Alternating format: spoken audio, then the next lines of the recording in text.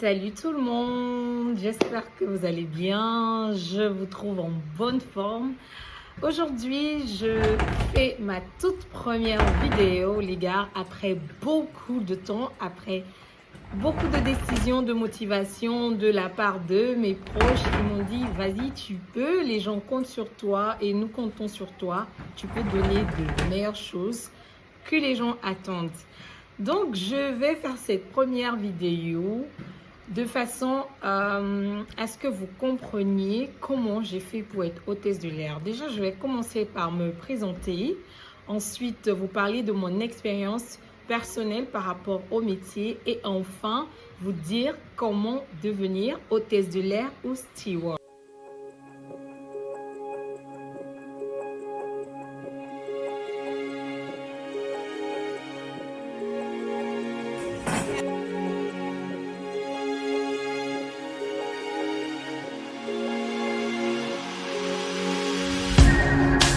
Marilyn Dior-Batin, camerounaise, vivant et basée à Lomé au Togo, vu que ma compagnie est basée ici, donc intérêt de vivre ici au Togo et à Lomé. Donc, je fais un poids de 77 kg avec une taille de 1,77 m, bien sûr, tout équivalent à mon IMC. J'ai 3 ans d'expérience dans mon métier et je suis dotée d'une licence en droit privé à l'université de Douala. Nous allons, après la présentation, passer directement sur mon expérience professionnelle et personnelle de comment j'ai fait pour être hôtesse de l'air. Mais avant, les amis, mettez-moi un pouce bleu, un commentaire, vous partagez à toutes les personnes que vous connaissiez qui désirent être hôtesse de l'air au steward. Je vous remercie. Je commence en 2019 quand j'ai décidé d'être hôtesse de l'air et je savais bien qu'il fallait aller dans une école où je devrais avoir une formation ou recevoir une formation. Maintenant, le critère de base était de savoir s'exprimer couramment en anglais, chose que je n'avais pas, chose que je ne savais pas vraiment, parce que c'est vrai qu'avant ça, en début 2019 ou alors en 2018, fin 2018, j'ai fait des cours de langue anglaise pendant une période de 6 mois. Ça s'était super bien passé, mais je savais qu'au fond de moi, c'était pas suffisant pour dire que je m'exprime couramment. Je pouvais vraiment écouter les films sous-titrés et ne pas vraiment être sûre de mon anglais parce que je n'avais pas vraiment de communauté ou alors d'amitié avec des personnes qui parlaient anglais. Donc, c'était déjà un petit frein pour moi. Mais je me suis dit, je vais le faire. Les autres qui sont passés par là ne savaient pas forcément parler anglais.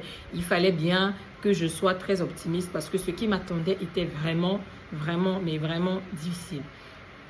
Alors, en 2019, ayant déjà ma base en anglais, je décide alors de prendre la paperasse. Je commence à me débrouiller, à trouver où est-ce que je vais faire l'école, où est-ce que je vais être sûre que où je vais, c'est sûr, parce que c'est le plus important.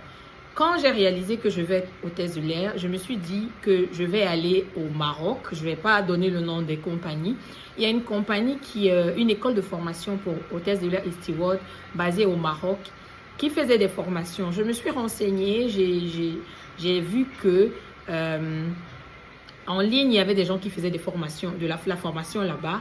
Et je me suis dit pourquoi pas.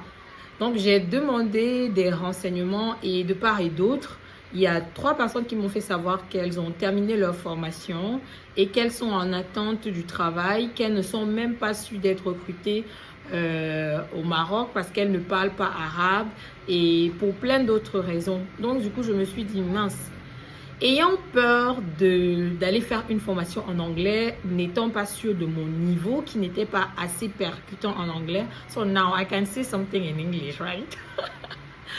Donc, je n'étais pas sûre de mon niveau en anglais. Donc, j'ai une de mes grandes sœurs et amies qui se faisait former quelque part déjà. Donc, elle se faisait former en Éthiopie.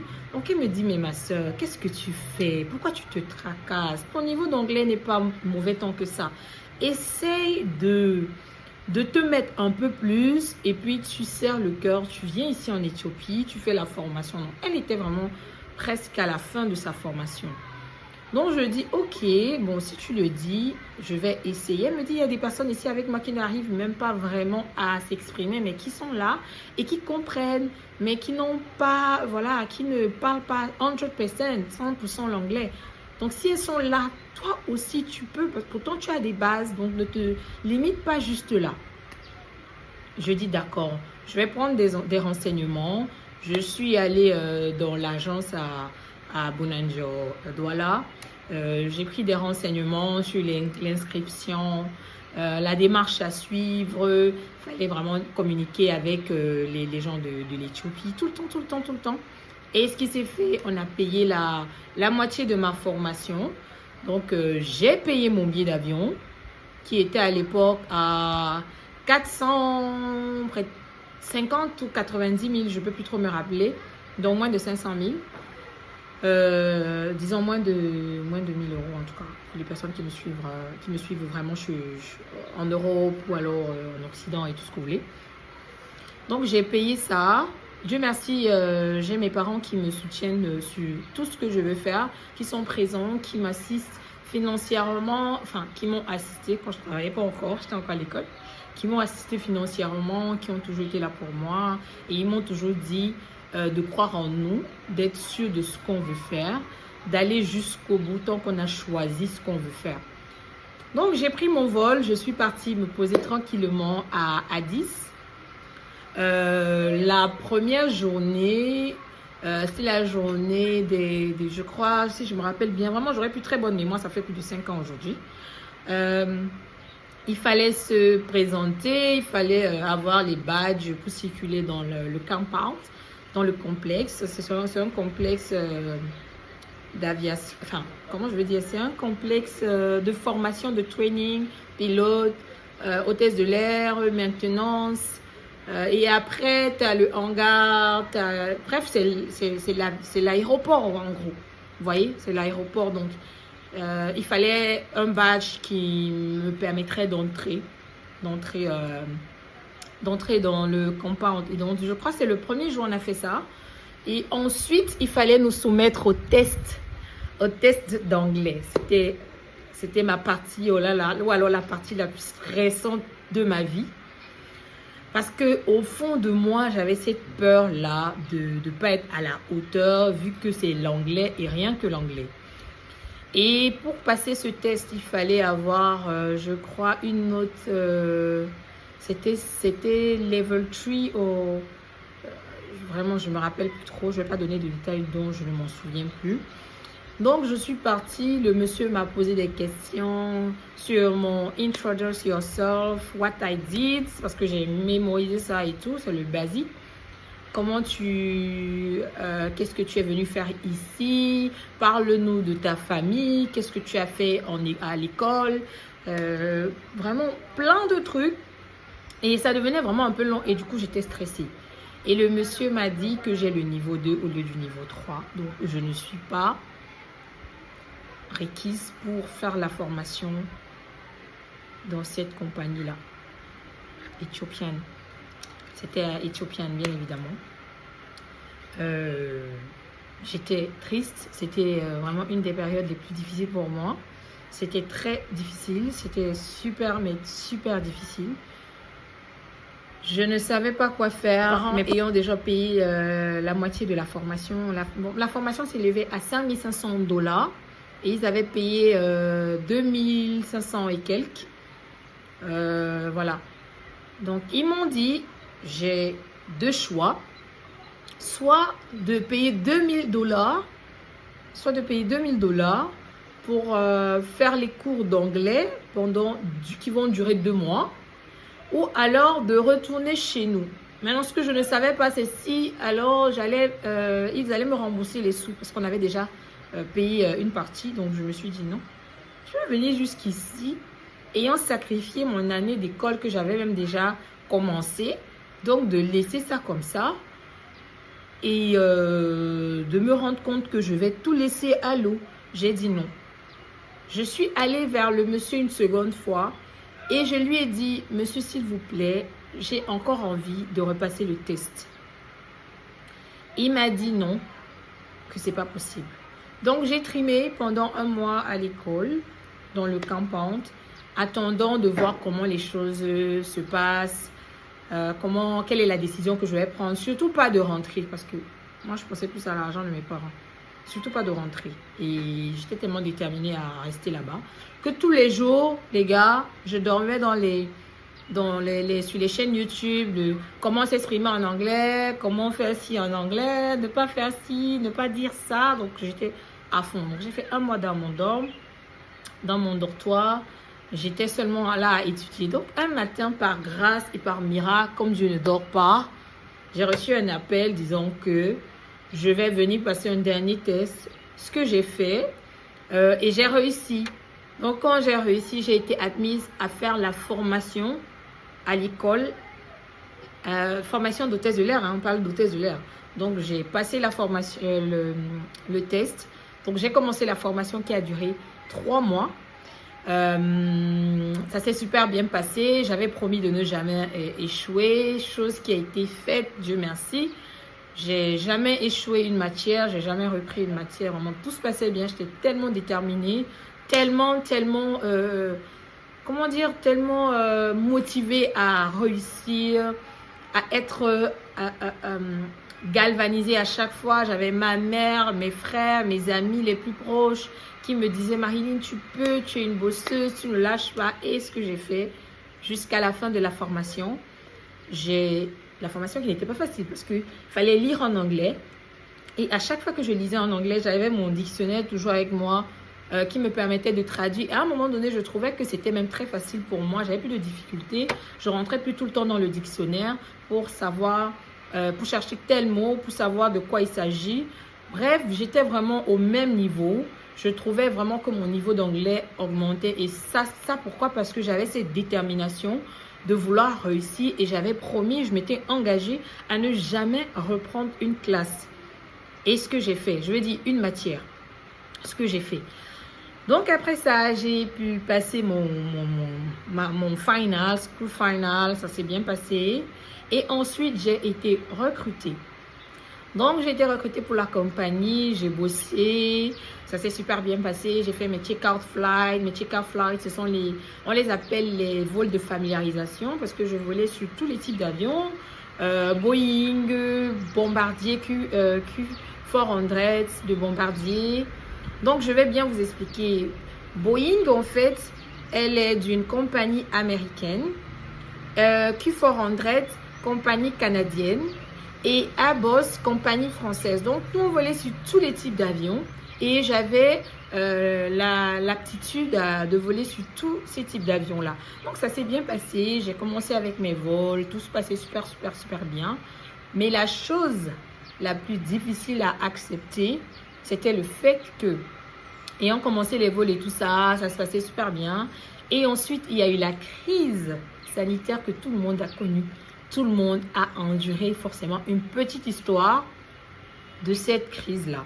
Donc, après ça, il y a eu la crise qui a sévi et tout. Donc, on nous a tous fait rentrer chez nous, dans notre pays respectifs. Parce que là-bas, il y avait toutes les nationalités confondues. Togo, Cameroun, Bénin, Sénégal. Vraiment bien de pays. Donc, tous nous sommes rentrés chez nous. Et on a décidé on n'a pas décidé. Ils nous ont demandé de rentrer chez nous le temps que la crise se calme et tout. Mais on ne savait pas que la crise allait autant durer, autant prendre de temps. On était à la maison, on a traîné à la maison, ne sachant pas quand on va reprendre. Et nous étions vraiment, vraiment tristes. Parce que être habitué à faire quelque chose du jour au lendemain, tout change, ne sachant peut-être pas quoi faire. Et je me suis retrouvée à faire beaucoup de sport en ce moment-là. Pour essayer d'évacuer le stress parce que j'avais pris une dizaine de kilos que j'ai dû perdre et c'était inspirant pour les autres personnes, bref, qui se sont intéressées à tout ce que je faisais. Donc voilà. Ensuite, pendant mes temps perdus à faire le sport, la déco d'intérieur, parce que je commercialisais des pièces d'intérieur, j'ai été contactée par ma compagnie actuelle pour venir travailler parce que j'avais postulé. Donc, on m'a recrutée. Et c'est comme ça que je suis venue. Pour devenir hôtesse de l'air, je vais vous parler des critères à avoir, des critères de base à avoir avant de vouloir se lancer dans le métier.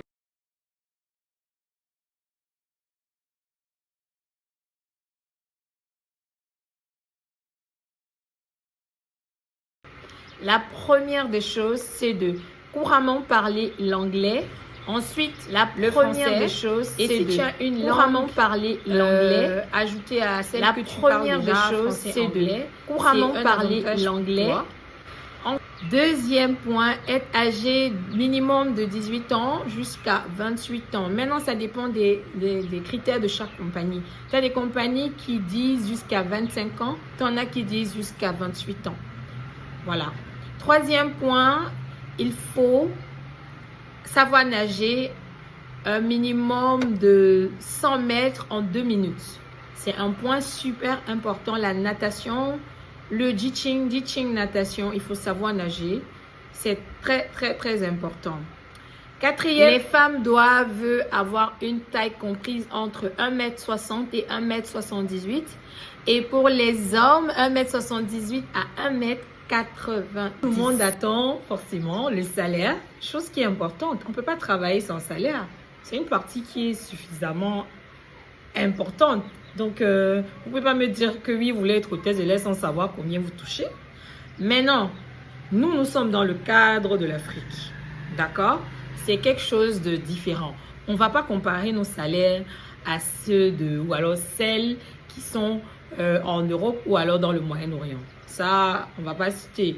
Parce que tu as, les salaires qui te font rêver d'être hôtesse de l'air. Au Moyen-Orient, tu as souvent comme quoi 2500 €, chacun rêve. Ce n'est pas les mêmes réalités. Hein? Ce n'est pas les mêmes réalités. Donc, en Afrique, les salaires sont compris de 800 à 1000 €. 1500 €, je dirais. Maintenant, ça dépend de la seniorité. C'est-à-dire, toi qui viens de commencer progressivement, ainsi de suite. Voilà. Je ne vais pas donner le standard, mais c'est compris entre 800 et 1500 €. Vous savez, quand vous travaillez, vous êtes en face des passagers, le contact est très important. Si vous faites ce métier comme si on vous a forcé ou alors on vous a recommandé de le faire sans qu'au fond, il y ait ce grain de passion, ça se ressentira dans la façon avec laquelle vous allez travailler. Et aussi, savoir garder son sang-froid. Vous ne pouvez pas être hôtesse de l'air si vous n'avez pas le sang-froid, si vous ne savez pas comment vous contenir. Parce que laissez-moi vous dire, le monde qui est autour de nous, ça change. Ce n'est pas des personnes que vous connaissez avant. Ce n'est pas des personnes que vous connaissiez avant. Ce n'est pas des personnes avec lesquelles vous passez vos journées. La preuve en est, vous faites différentes destinations. Chaque pays a sa façon de faire. Chaque destination est nouvelle. Chaque équipage est nouveau. Bref, l'ambiance ne peut pas être la même parce que c'est un métier qui tourne, qui fait beaucoup de cycles. Et quand vous n'avez pas l'esprit de patience, si vous ne cultivez pas cet esprit de patience, je vous promets, vous ne pouvez pas être hôtesse de l'air. Le contact avec les passagers, le contact avec les collègues, c'est très important. Vous devez être une personne toujours souriante et qui prend tout sur elle, qui ne prend jamais rien personnellement. Ça, c'est vraiment une chose à apprendre avant de venir faire ce métier. Il est très important de le savoir vraiment avant de se lancer dans ce métier. Mais je vous garantis, c'est un métier super excitant parce que tous les jours, on rencontre de nouvelles personnes qui nous sont chaleureuses, des personnes qui sont gentilles, parfois pas d'autres. C'est pas tous les jours que les journées sont bonnes. C'est pas tous les jours on va être bien. C'est pas tous les jours qu'on aimerait aller travailler parce qu'il y a des jours où on a la flemme, ce qui est clair. Mais sinon, ce métier, il est super passionnant, il est super intéressant. Comprendre les cultures. Déjà, moi, je travaille dans une compagnie où il y a plusieurs autres nationalités. Et du coup, j'apprends beaucoup de chaque pays. Dans tel pays, on ne fait pas ça. Chez nous, on fait ça. Chez nous, on ne fait pas ça. Vous voyez, c'est une culture à apprendre. Et c'est un plus parce qu'à la fin, on dira qu'on saura, on sait comment travaille, on sait comment fonctionnent les tels ou les tels. Moi, alors, je dirais à toutes celles-là qui voudraient commencer le métier de vraiment réfléchir.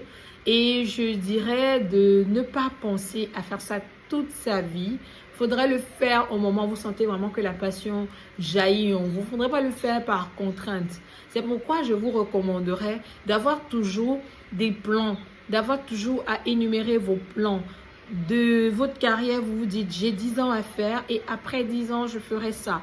Il ne faudrait pas qu'après le métier, vous soyez là et que vous vous trouvez contrarié de continuer le métier parce que vous n'avez pas prévu votre avenir. Vous comprenez un peu ce que je veux dire? Donc, lancez-vous quand vous êtes jeune, vous êtes engagé, motivé, parce qu'après, on a une vie à devoir construire. On n'est pas faites pour ne pas avoir de vie. Les hôtesses de l'air ont une vie, elles se marient, elles fondent une famille, elles ont des enfants, etc. Donc, vraiment planifiez tout pour votre vie et je vous souhaite que du meilleur. Aussi les gars, n'oubliez pas de vous abonner sur ma chaîne YouTube.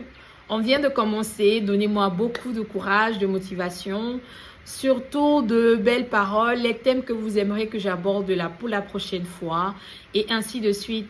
N'hésitez pas à me partager toutes vos expériences que vous avez déjà eues en vol. Comme ça, ensemble, on verra comment identifier et créer un autre thème ou alors une autre vidéo en fonction de vos demandes. Merci les amis, je vous souhaite à tous et à toutes une bonne semaine ou alors une belle journée ou alors une bonne nuit. D'où vous trouvez, je vous envoie plein de bisous. C'était Marilyn Dior.